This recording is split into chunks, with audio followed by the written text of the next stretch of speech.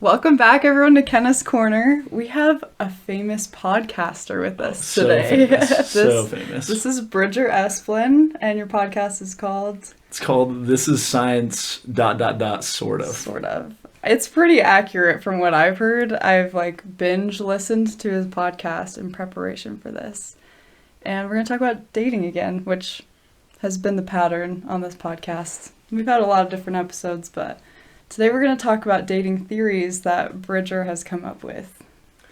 Yeah, and so basically this is my vulnerability. This is my vulnerable moment, is that I'm basically just a super nerd and I just overthink everything. So basically how it all came about was I always, when I was in high school, would just want to know why people liked each other. And so I started coming up with theories because I'm just super over analytical. So I came up with two theories, the blank space theory and the list theory. The list theory is how guys decide what girl to like. The blank space theory is how girls decide what guys to like. Okay. And from what I've heard, Bridger has unlocked the female brain better than any female has unlocked her own brain. So that's why I was so excited to have Bridger on the podcast today. So a question that I got from someone is how to go from friends to more than friends. So in the context of these theories, we're going to kind of learn about how guys like girls and how girls like guys. So tell us about the list theory.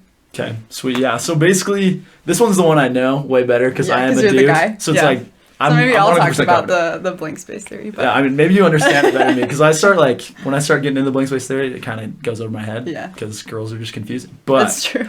We confuse ourselves. The list theory is pretty straightforward. It's essentially just guys basically like a lot of girls at one time, which sounds kind of shallow. It's not, but that's just how it works. It's surface level liking, right? Yeah, it's surface level. It's not they're in love with every girl they meet. But they're definitely not in love. And so it's basically just for, I guess, an easier way to explain it, we'll say a guy likes 5 different girls, essentially. He has kind of his base criteria. If you meet the criteria, then you're on the list.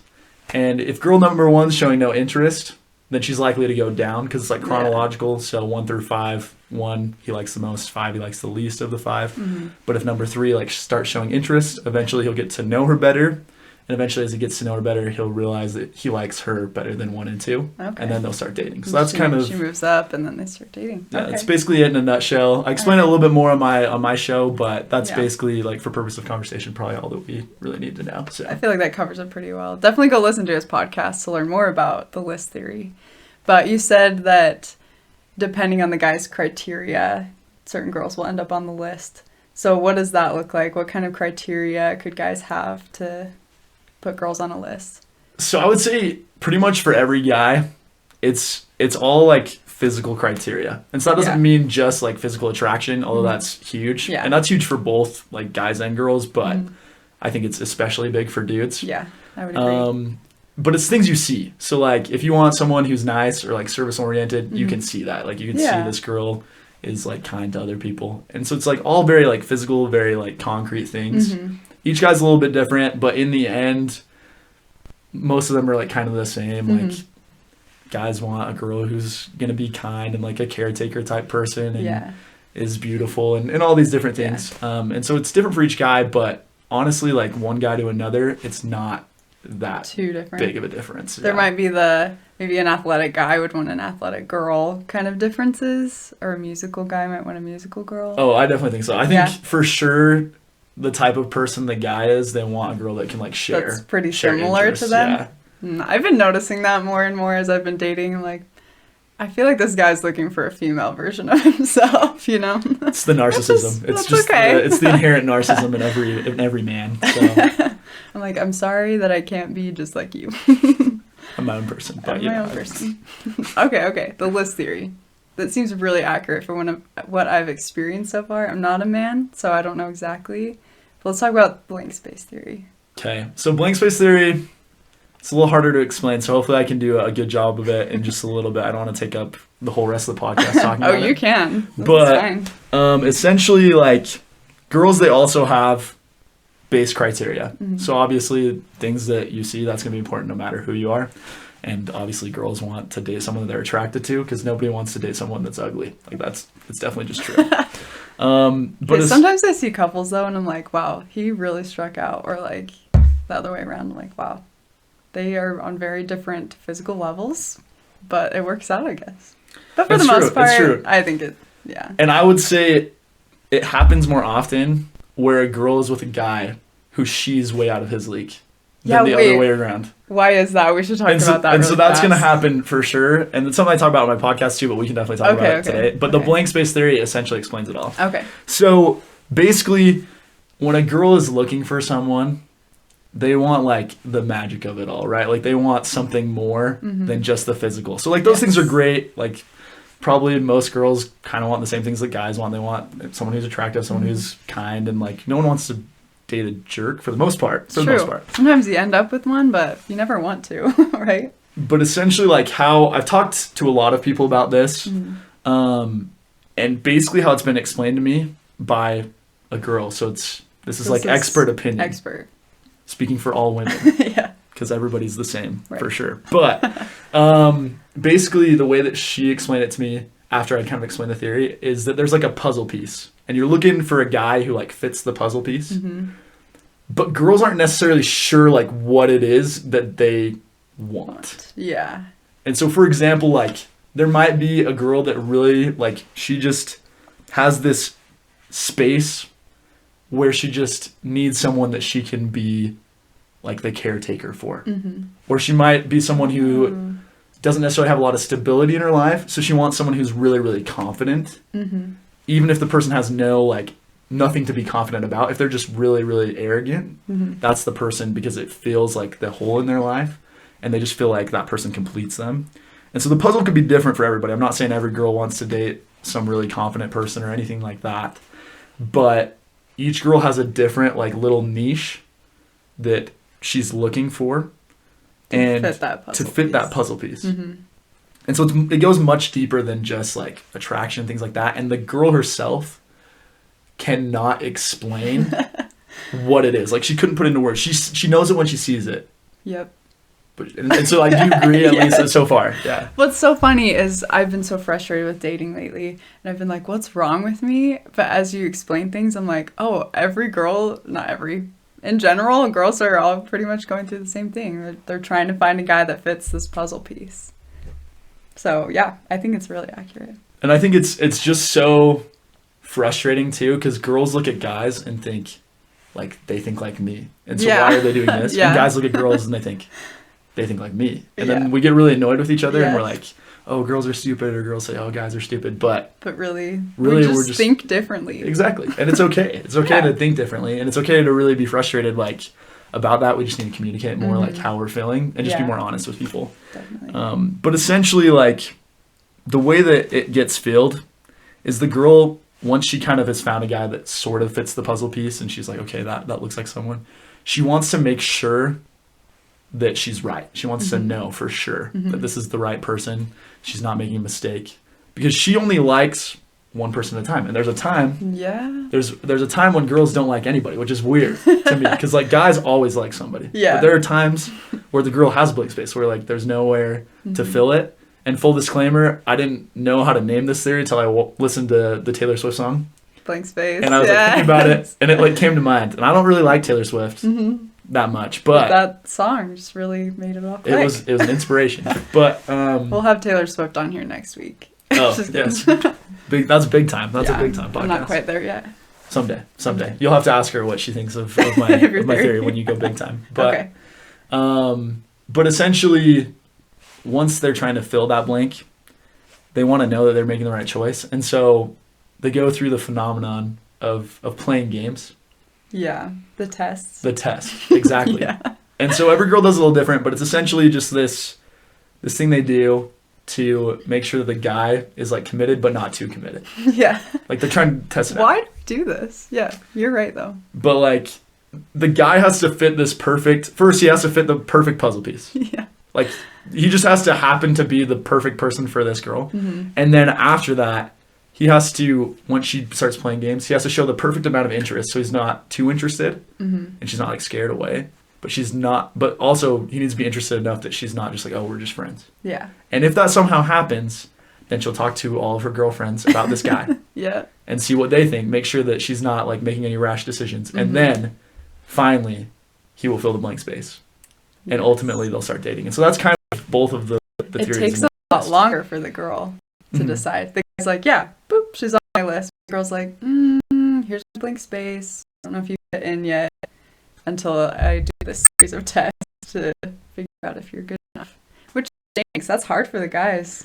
Well, it is tough, but the cool thing about it too is girls are like way more committed at the start when it actually happens. Because guys like when basically they actually start dating. Yeah, when they actually start dating. Yeah, because guys, which is maybe something girls could be scared about, but it makes sense if you think about it. Like there needs to be kind of someone who's willing to start things. That's kind of the guy. The guy has this commitment without any necessarily like not a deep one, huge emotional commitment. Yeah.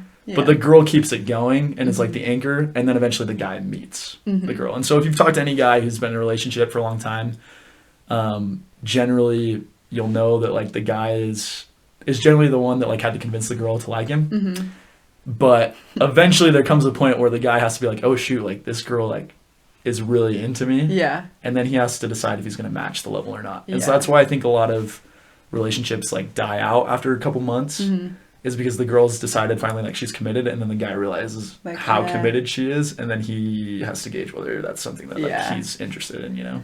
So I feel like the guys kind of start the process, but when you're in a relationship, I feel like it's the girl that pushes marriage, would you say? Because they do have that deeper commitment sooner. Agree. Yeah, I definitely agree. And they're like, hey, are we gonna like seal the deal? And then the guy has to decide, like you said, like, ooh, do I want to marry this girl? Yeah, and I definitely agree. I think that that's really what I think each group brings to the table. Like guys bring opportunity, girls bring commitment. And if it was like, if you think about it, if guys and girls both just had the list, then like no one would ever actually stay together. Yeah. Because everybody would just be matching up all the time. Yeah. And if it was the blank space, there'd be no deeper commitment from. Yeah. Because it's like, I don't like you anymore. I'll move to the next person on my list. Exactly. If it was both. Yeah. And if it's the blank space, then essentially like they would just have to match up perfectly. Yeah. And I'm sure it would happen, but it would just be like, it would take forever. Exactly. Okay. Yeah. The blank space is so accurate because I'm a female. I never realized that was how it worked, but you kind of talk about on your podcast too, that if the breakup happens, that guy is still in the blank space, most likely, at least a little bit.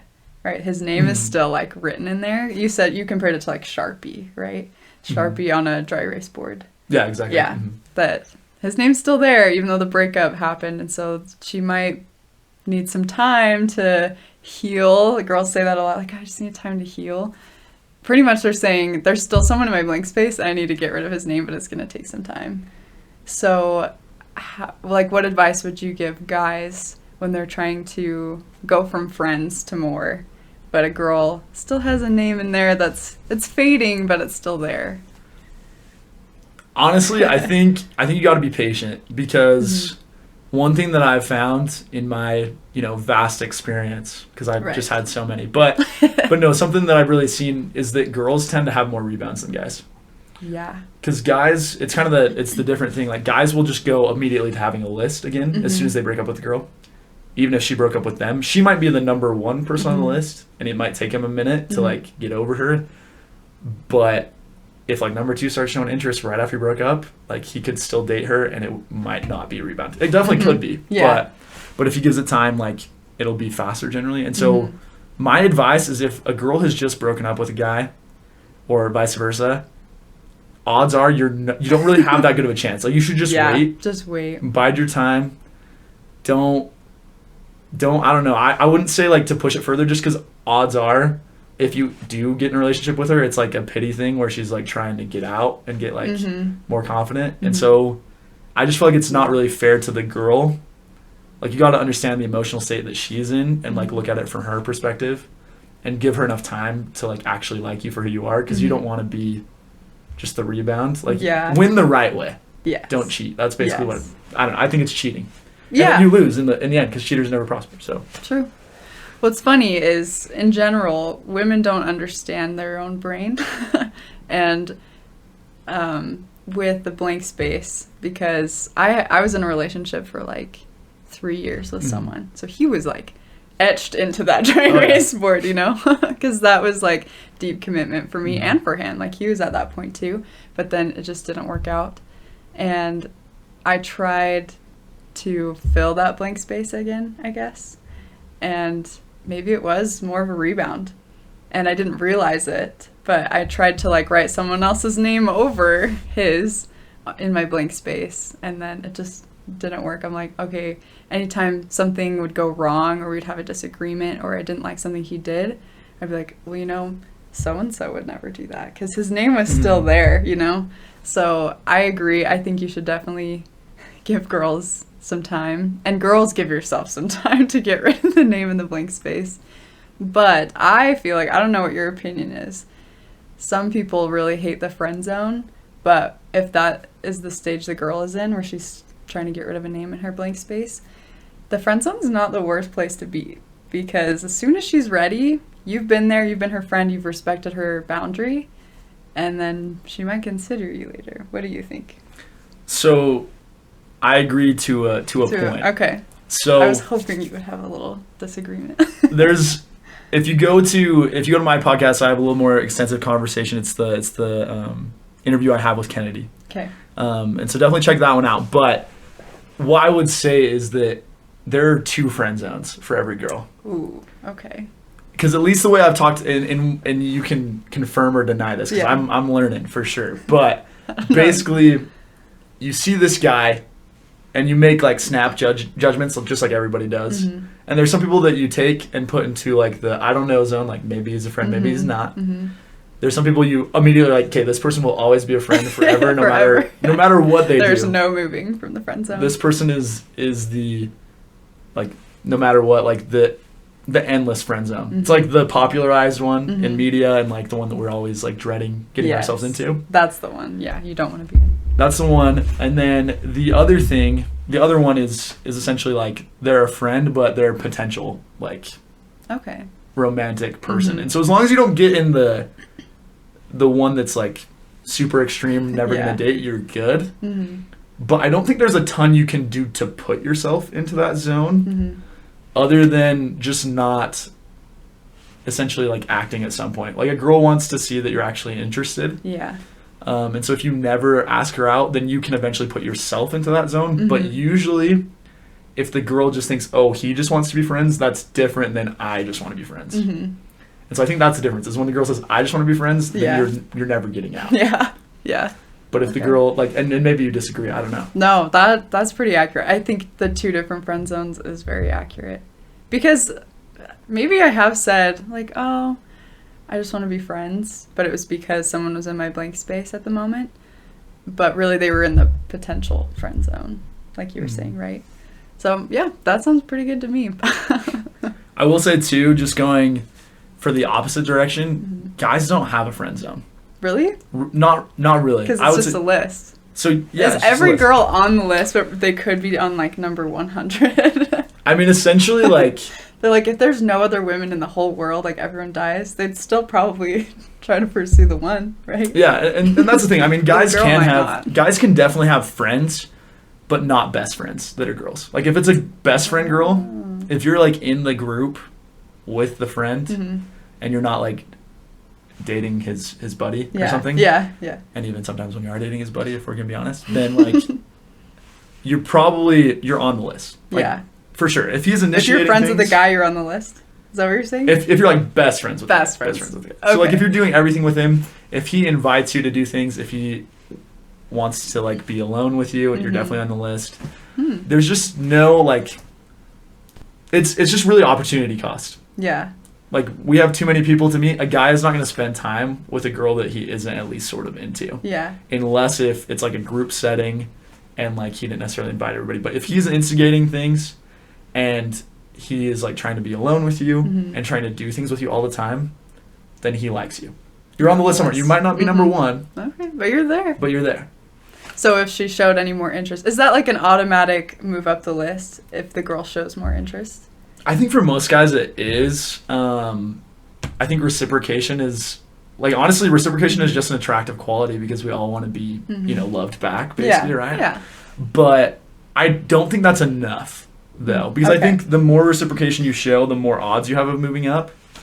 But it could be too much, right? Yeah, it could definitely be too much. Whoa, you're going down. there's definitely a point where it becomes too much, where it becomes a little too forward for most guys. I also think that you do have to, you have to essentially confirm his priors. Like, you have to meet the expectations that he has. Yeah. Because if he finds out, like, oh, shoot, this girl is, like, nothing like I thought, then you'll drop out, Yeah. But I think for the majority, essentially, like, the best thing a girl can do if she wants to date a guy is to just reciprocate that she likes him. And then essentially, like, just continue to be with him. And eventually he'll ask her out. Like, that's honestly usually how it works. Okay. How can you tell when a guy likes you? Is it pretty easy? Oh, it's so easy. I think... Because girls, okay, you talked about how girls get with their friends and they talk about, of course, we always talk about dating and the potentials that are on our... We kind of have a list, but it's not the same for sure. And it's usually just like one or two. It's like, I'm kind of going for this guy, but I can't tell if he likes me. We always say that. How can you tell? Okay, if you're asking that question, he likes you. Like 90% of the time, 99% of the time, I would say that's true. Because he's shown some kind of interest. If you're asking the question, does he like me? He's shown enough interest that he likes you. But what about when they're like back and forth? Is that just a red flag? Like they seem like they like you sometimes, but then sometimes they don't. And you're like a homie all of a sudden. I think... Not coming from personal experience. Oh, never. Never. Never a homie. Just maybe like give an example of what you mean. Like, what are the actions that are taken? Ooh, this is pretty recently, so I don't know if I want to share it exactly. Went on a date with someone, and I thought it went super well. Like, definitely, like, it was a double date. The other couple was like, there are some good signs happening here. Like, it really seems like he likes you. And then we've hung out a few other times, and it wasn't the same vibe, I guess. There was less, like when you're on the date and it's going well, the guy will sit closer. There's those signs, right? The physical signs, I guess. Or they're more intently listening to you, asking you questions, but then that stuff went away. Okay. And how recent was this date? Like, was this recent? Like last week. Oh, okay. Yeah, hopefully he's not watching. Here's the thing, he's into you. Like, honestly, almost guaranteed, I would say. Okay. You might not, I'm not saying you're number one necessarily. I would say if they ask you out on a date, they're definitely into you. Because guys just really don't waste time with girls that they're not into. Okay. If it's a group date, that is my one caution. Because sometimes group dates, especially if it's bigger groups, I'd say double dates, it's less likely. But big groups, it could just be like a for fun thing. Like, my buddy was trying to get with this other girl, so I asked out a girl for fun.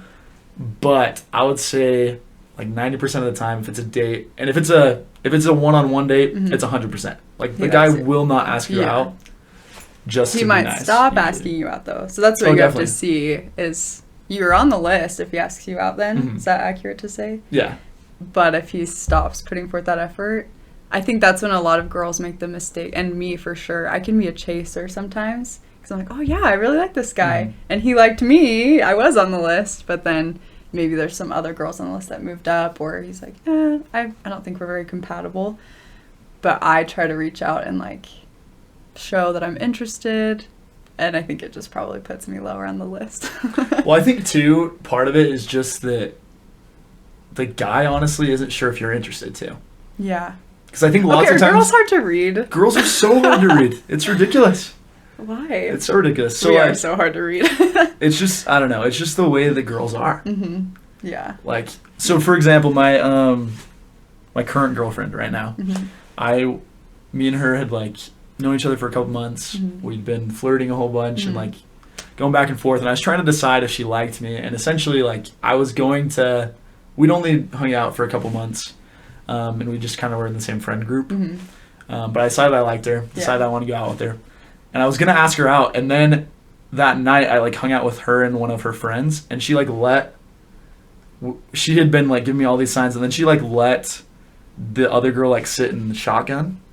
Instead of me, she sat in the back. That's such and we were a like classic, just having like a conversation, and like that's a small thing, right? Yeah. So I wasn't freaking out, but I was kind of like, wait. I was like, is her friend into me? Like, yeah. Because I don't know, because they're like Yeah. best friends, and if you're best friends and you know, like, then you help each other out. Yeah. and then the best friend's gonna be. So I was like, oh shoot, like maybe this girl's into me instead of my girlfriend. And I mean, guys just, at least for me, and I don't know, maybe I'm more over analytical. I probably am, but like, I think guys take even the smallest thing as like, oh, she's not interested. Okay, and then they automatically are like, yeah, I'm gonna not put as much effort in. Yeah, or does like, it depend on the guy? Probably. I think for most guys, as soon as you show like no interest, or as soon as they think that you're not showing interest, they're kind of just over it. Yeah. Because it's like, oh well, I don't want to get, you know, I don't want to have this weird situation where where's awkward. It's awkward, and like I have all these other girls on the list, like maybe one of them is gonna be more down than this girl. And again, I think there is like a line of like, you can show too much interest for sure and freak him out. But in my opinion, girls really have all the power. Like these theories, the only thing they prove is that like we're doing things the wrong way. Because girls always make the first move. Like 100% of the time, girls make the first move. It's just not the move you're thinking it is. Okay. Give an example. So for example, I'll just ask you a question. Okay. If a guy comes up and you've never met this guy, and he touches you, like just anywhere, like on the shoulder, wherever, you've never met him, that's gonna make you feel uncomfortable, right? Yeah. Like I can see you tensing up, right? But unless if he's super hot, because there is hot privilege. If he's like a 9 out of 10 or like a 9.9, like you'll probably be like, oh, that's fine. Yeah. That's fine. Touch me on the shoulder all you want. But if you like touch the guy, you're giving the permission for him to touch you. Okay. So like that's why girls, when they're flirting, they'll like hit your shoulder or like knock into you or whatever else. They're giving you permission, like saying like, I want you to touch me, and it's subconscious. It's not like actually saying that, but like then if that guy touches you on the shoulder, you're not going to feel like it's weird because you gave the signal, like because you gave permission essentially. Permission. And like that is just gonna, that's a guy's not gonna do anything till he's given felt permission. That. Exactly. So like if a girl has never like touched your shoulder or anything, then you're not gonna try to hold her hand.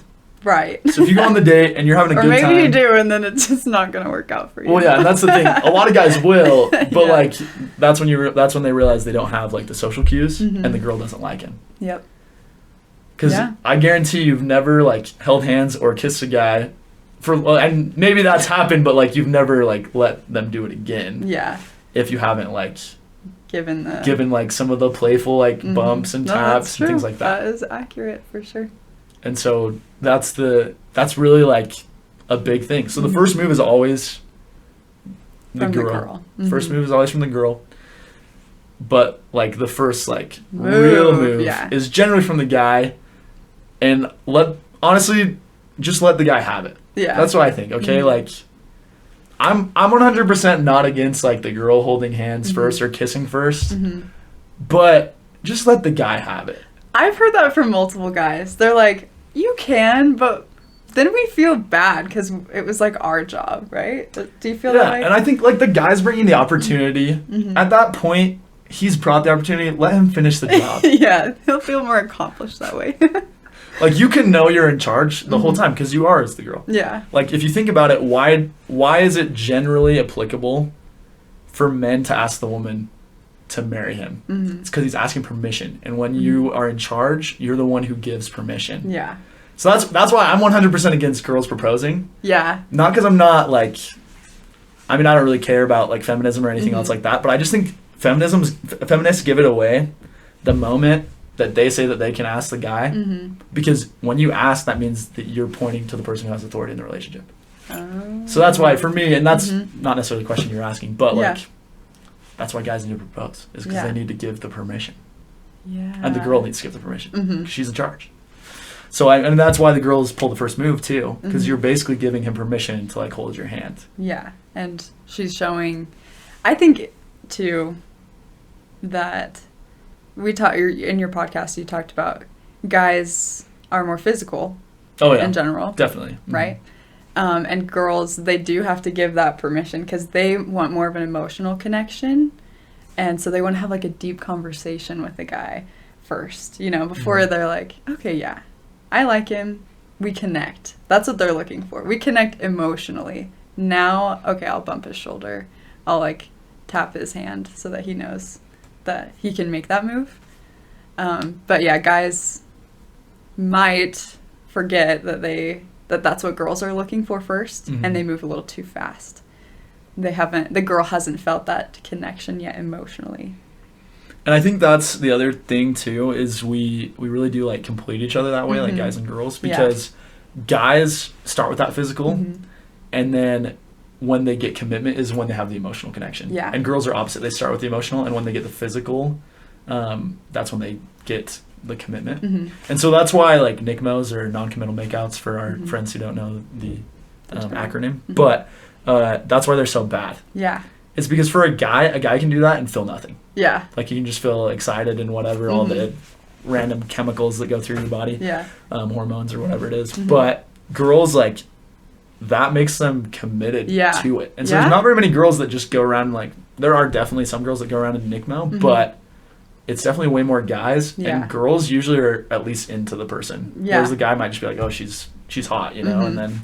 And so I think that's where we get away from things, is if you're a guy and you feel like the relationship has been going well, but it's not progressing, then that probably means that you need to have more of an emotional connection with the girl. And if you're the girl and you feel like it's going well, but you don't have as much commitment, you probably need a more physical relationship with the guy. Oh, yeah. And so guys should know that and realize, look, like, physical things are great.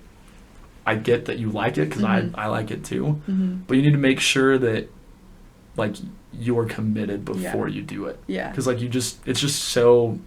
It's just better that way. You got to trust the process. Like, dating is a process, right? It's for the guy, it's having a girl move up your list, and for a girl, it's adding a guy to your blank space. But it's a process. Oh, definitely. Yeah. And if you don't, give it time to make that emotional connection and that physical connection, it's just not going to work. It's not going to last.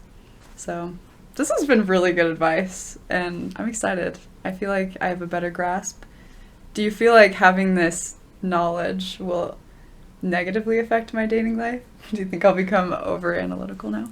I think if you do it the right way, it can positively impact it. Yeah. I joke, like, with my friends that I talk to this. It's like a party trick when I talk about this, but it's nothing I say can help guys at all. That's what I feel like. Just because in the end, like, the girl really is giving permission. The girl is trying to find something, like, in a puzzle piece. The guy's really trying to, like, scattershot, you know, and just find what works. Yeah. And so I think that, like, as the girl in the relationship, you have the ability to, like, decide whether you're going to let things go, and really, like, you have the superpower of making it work. And so I think if you just are confident that, like, this guy asked me out, like, he's into me, and if you're into him too, like, I think it'll simplify things a lot. And I've talked to other girls about it, and for the most part, most of them say it simplifies things a lot. Yeah. But I would just say, just don't overthink it. Like, if he asks you out, he's into you. Okay. I won't overthink it anymore. Easier said than done. So much easier said than done. So much easier said than done. Yeah, but I hope that this helps my listeners and your listeners. Feel free to tell them to come to Kenna's Korner as well. But seriously, everyone that listens to Kenna's Korner, go check out his podcast as well. This is Science ... sorta, right? Yeah. By Bridger Esplin. He's a genius, and he goes way more in depth on his podcast. So thank you so much for joining. Oh yeah, thanks for having me. It's been a minute since I've made a podcast, so this is super fun. Hopefully this will motivate you to get started again. I need to. We need to. We need to hear it. The girls and probably the guys too. But thanks for listening, and don't forget to subscribe, all that stuff. And we'll talk to you next week. Bye.